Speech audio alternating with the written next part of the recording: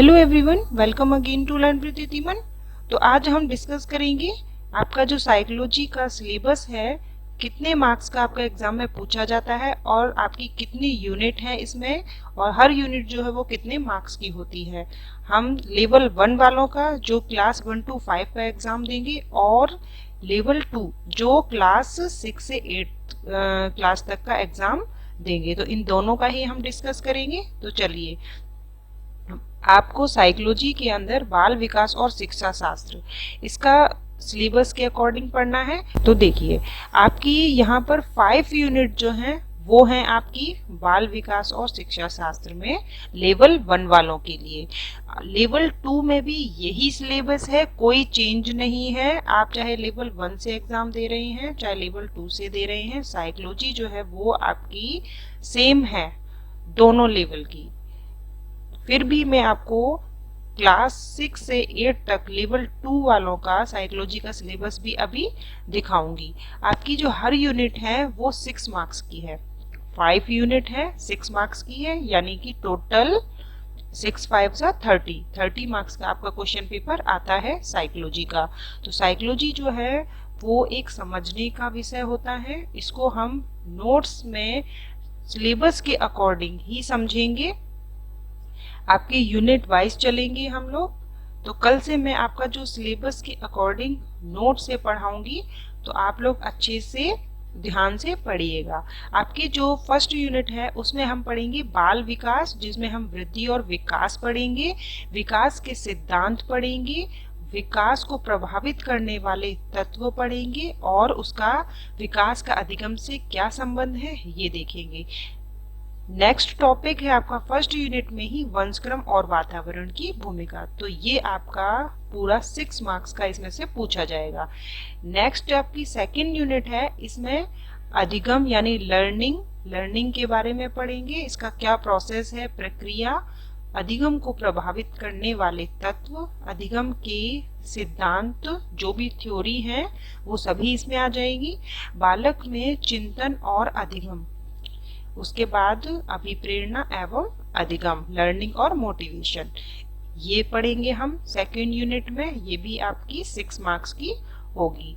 Next आपकी third unit है personality के बारे में और इंटेलिजेंस के बारे में, जिसमें हम व्यक्तिगत विभिन्नताओं का अर्थ, प्रकार, पहचान और व्यक्तिगत विभिन्नताओं का भाषा, जाति, लिंग, समुदाय के आधार पर समझना, ये पढ़ेंगे। उसके बाद हम जो पर्सनैलिटी है उसकी संकल्पना यानी कॉन्सेप्ट और इसके टाइप, इसको प्रभावित करने वाले कौन कौन से तत्व हैं और व्यक्तित्व मापन के बारे में पढ़ेंगे। इंटेलिजेंस की थ्योरी पढ़ेंगे और बुद्धि के जितने भी प्रकार हैं सभी हम इसमें पढ़ेंगे।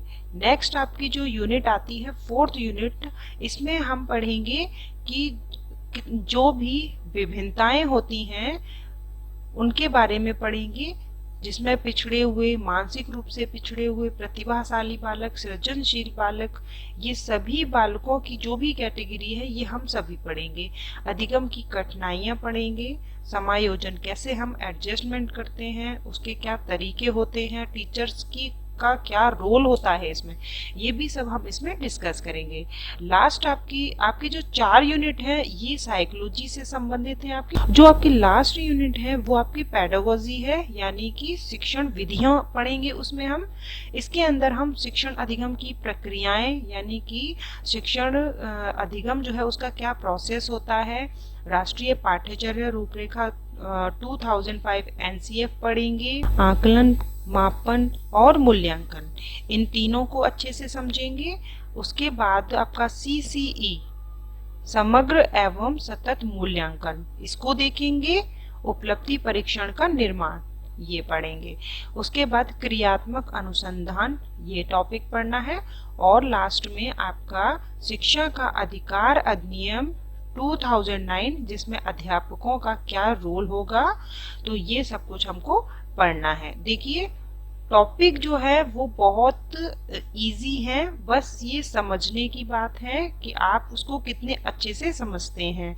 नोट्स के माध्यम से हम इतने अच्छे से समझेंगे, जो भी डेफिनेशंस होंगी उनको भी हम इतने अच्छे से लर्न करेंगे ट्रिक के माध्यम से कि वो आपको एग्जाम टाइम में भी अच्छे से याद रहे। तो ये था लेवल 1 वालों का सिलेबस।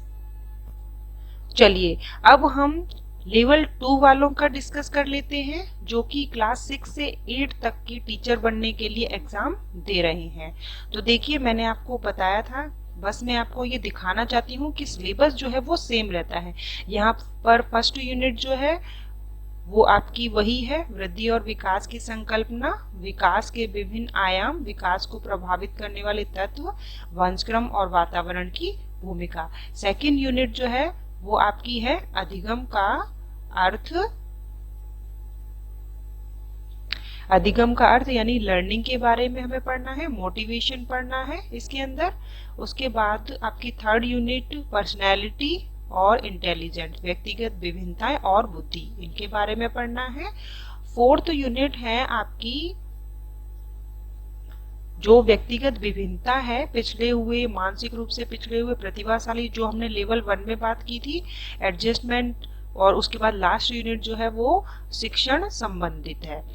तो देखिए सिलेबस में बिल्कुल भी चेंजमेंट नहीं है, कोई भी कंफ्यूजन ना हो आपको। लेवल 1 और लेवल 2 दोनों का ही साइकोलॉजी का सिलेबस सेम है।